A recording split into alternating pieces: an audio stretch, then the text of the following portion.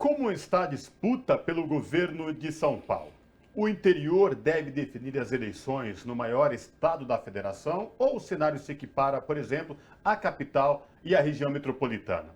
Sobre essa questão, nós conversamos agora com Chico Macena, que é professor e analista político. Boa noite, Chico Macena, tudo bem? Prazer falar com o senhor, seja bem-vindo. Boa noite, Cosmo. Boa noite, a Ana. É um prazer estar falando com vocês aí da TVT e com todos os ouvintes aí dessa TV, dos trabalhadores que promove a boa informação. Maravilha. Professor, vamos falar um pouco da disputa eleitoral aqui no estado de São Paulo, estado mais rico da federação e o maior estado da federação, por exemplo. Muito se fala que dentro de São Paulo tem cidades gigantescas, né, para mais de 300 mil habitantes. E aí a gente fala de um cenário capital, região metropolitana e um cenário do interior. Muito se diz que o interior pode definir uma eleição aqui no estado de São Paulo. Eu queria ouvir o senhor sobre essa questão e que o senhor falasse dessas diferenças, por favor. Tá, pois não, Cosmo. Eu acho o seguinte: de fato, nós temos no estado de São Paulo vários estados, né? São várias características diferentes. Nós temos cidades pequenas com até 50 mil habitantes, né, na qual a economia muitas vezes é ancorada. Você pegar na região divisa com Mato Grosso do Sul ainda muito ancorada no agronegócio, né, e com pequenos produtores rurais passando por muitas dificuldades. Você tem as regiões metropolitanas, que aí não só aqui da capital, não a região metropolitana que a gente conhece tradicionalmente, mas você tem polos, a região metropolitana de Campinas, a região metropolitana de Santos, que o mundo do trabalho ainda tem um papel fundamental, e você tem cidades polos no interior, né, Presidente Prudente, São José do Rio Preto, né, e outras, Ribeirão Preto, outras cidades que também a economia muitas vezes se move em função de características bem específicas. Indo para a tua pergunta a respeito do processo eleitoral, eu percorri nesse período, no último período, mais de 60 cidades, no interior do estado de São Paulo, moro na capital, mas eu percorri essas cidades, e tem algumas questões que eu gostaria de colocar para a gente entender um pouco o que está acontecendo no interior do estado, na região metropolitana e na capital. Primeiro, nós passamos por um processo, estamos passando um processo de um lado de empobrecimento muito grande de setores da sociedade. Isso vale para pequenos produtores rurais no interior, isso vale para os trabalhadores urbanos nas grandes cidades, e isso tem tido um impacto muito grande, né, na definição do voto, no processo de disputa eleitoral que a gente está vivenciando. Nós percebemos, inclusive, no interior do estado de São Paulo, né, regiões onde, quem conhece o interior, a gente não tinha situações de pobreza, de fome, né, que a gente não tinha. E não são só as comunidades quilombolas, não são apenas pequenos trabalhadores rurais de assentamentos. Nós percebemos que comunidades rurais inteiras, associações rurais inteiras estão passando pela dificuldades. E muitos, depois eu vou entrar nisso, quais as políticas que levaram a isso, né? Mas essa situação, né, tem levado também a uma polarização no interior do processo eleitoral. Por outro lado, como eu disse aqui, essas cidades têm uma influência muito grande do agronegócio, e esse mecanismo econômico tem muito ajudado a propagar, a divulgar as propostas bolsonaristas, tem levado a uma polarização no interior também que eu nunca tinha visto.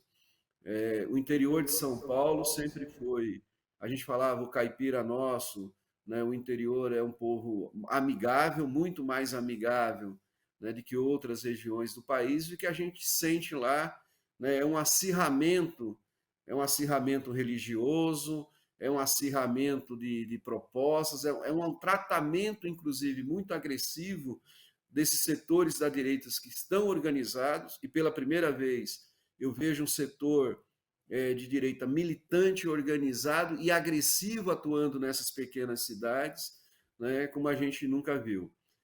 Eu acho que essa polarização, né, vai influenciar no interior a campanha eleitoral, porque nós sabemos o peso que o interior do Estado tem. Por outro lado, né, a economia não vai bem, tirando o agronegócio.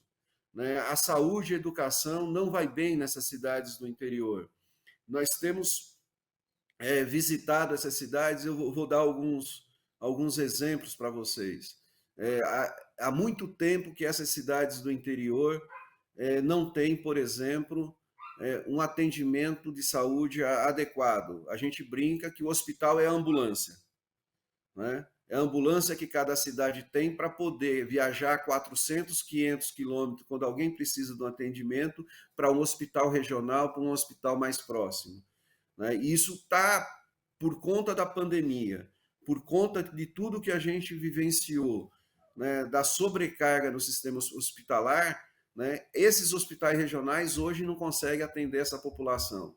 E a situação de pobreza, a situação de precariedade também leva, né? E a própria pandemia, a gente tem acompanhado isso, e aí em toda a sociedade, leva a situações em que agravaram a situação da doença, as doenças eletivas, né? Não aquelas emergenciais da pandemia, e esse pessoal não tem um tratamento.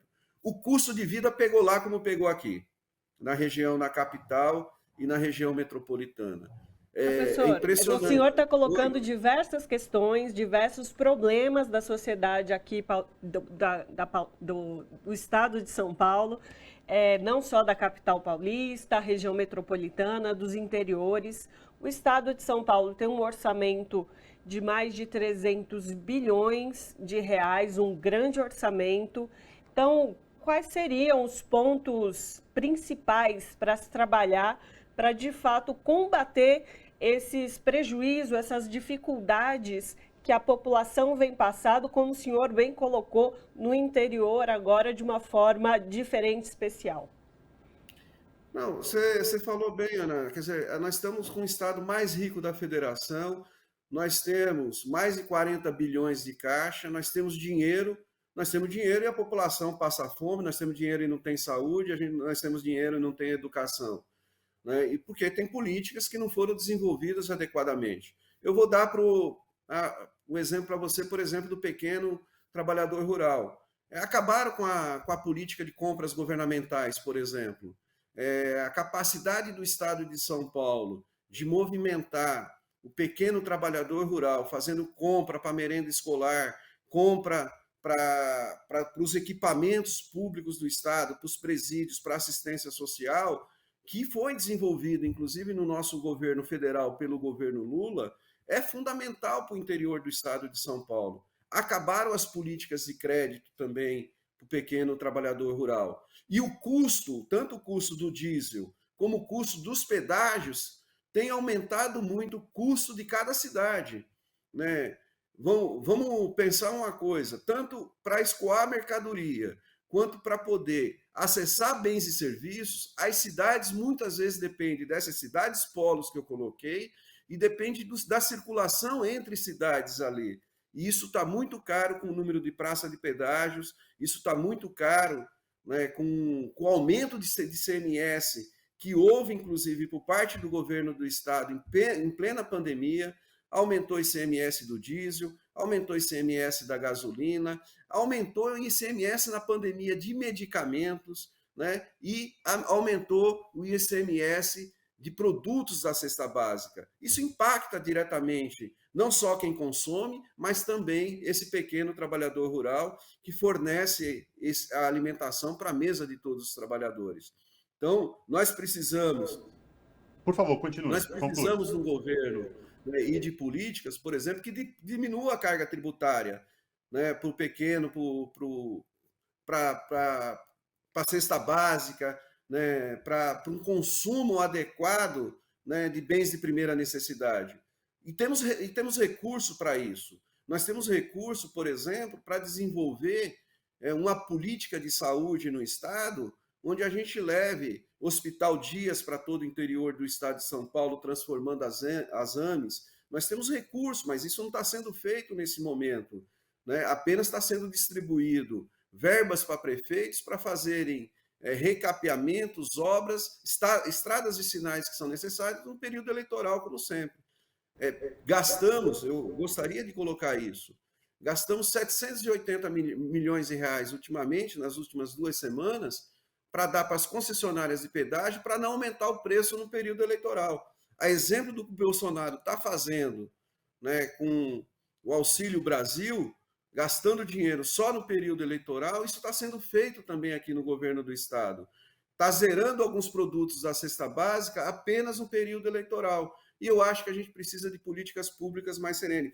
Nós temos condições de ter um banco, né, e políticas de crédito do governo do Estado, usar esse dinheiro para poder movimentar a economia. Nós temos condições de criar centrais de distribuição para o pequeno trabalhador rural. Nós temos condições, né, de promover, inclusive, com inteligência, uma indústria aí na região metropolitana e na capital capaz de retomar o emprego que tem aqui. E não o que aconteceu, que a gente foi sucateado o emprego, né, por conta primeiro de uma guerra fiscal e, sobretudo, por falta de políticas públicas. Professor, nosso tempo está quase chegando ao fim, mas eu sei que o senhor tem acompanhado aí a campanha do candidato Fernando Haddad a governo do estado de São Paulo. Recentemente saiu uma pesquisa da Datafolha mostrando o candidato aí com 35% de intenção de voto, né, os adversários logo em seguida, um com 21 e outro com 15. Eu queria ouvi-lo sobre esse levantamento da Datafolha, né, aqui no estado de São Paulo, e que o senhor falasse como é que o candidato tem visto aí toda essa problemática aí no estado de São Paulo. Não, primeiro que a pesquisa a gente recebeu, né, com bons olhos. Nós estamos liderando a pesquisa no estado de São Paulo, né, nós temos o candidato Tarcísio de Freitas crescendo, alinhando aquele voto bolsonarista, o que para nós era meio natural, e o candidato Rodrigo Garcia, na nossa opinião, com muita dificuldade nesse momento, inclusive por conta da polarização nacional, por mais que ele tenha gastado dinheiro, né, por mais que eles tenham feito ações aí junto aos prefeitos para poder crescer. Nós achamos que nós vamos disputar esse governo do Estado e nós vamos ganhar esse governo do Estado. Né? Nós temos essa convicção neste momento, porque eu falei, esse sentimento de mudança que está pegando o país inteiro, acontece também no estado de São Paulo. Existe uma fadiga, né, com esses mais de 30 anos do PSDB aqui no governo e também uma necessidade de retomada que a população enxerga de um Estado que sempre foi um Estado empreendedor, que sempre foi um Estado que ajudou o Brasil a movimentar a economia, foi sempre um Estado gerador de emprego, sempre foi um Estado que promoveu a ciência e a tecnologia.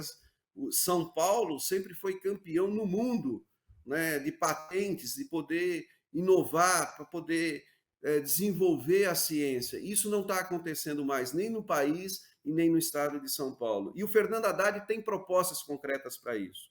Né? Ele tem apresentado para a sociedade tanto propostas de retomar da renda dos trabalhadores, como o aumento do salário mínimo paulista. Ele tem apresentado propostas de retomar a economia, aproveitando a inteligência da universidade com a nossa indústria, para poder gerar mais emprego. Ele tem apresentado proposta para os trabalhadores rurais, não só no crédito, mas com centrais de distribuição e comercialização, e voltar às compras governamentais para esses trabalhadores rurais.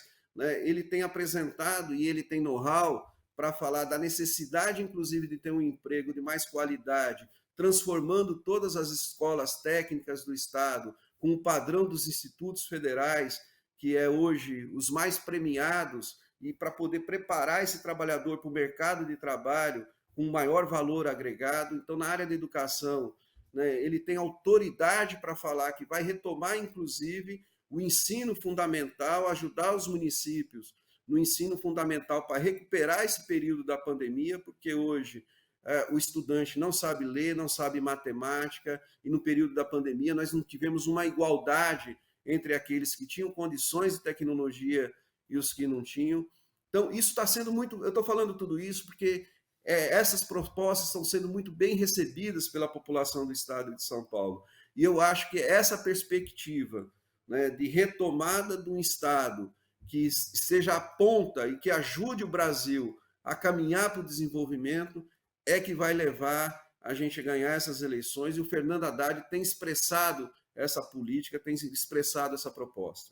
Perfeito. Tá certo, então conversamos com Chico Macena, que é professor universitário e analista político. Professor, muito obrigada pela sua participação. Obrigado, é um prazer aqui estar falando com vocês, com os ouvintes da TVT. Um Abraço, abraço. professor. Até a próxima.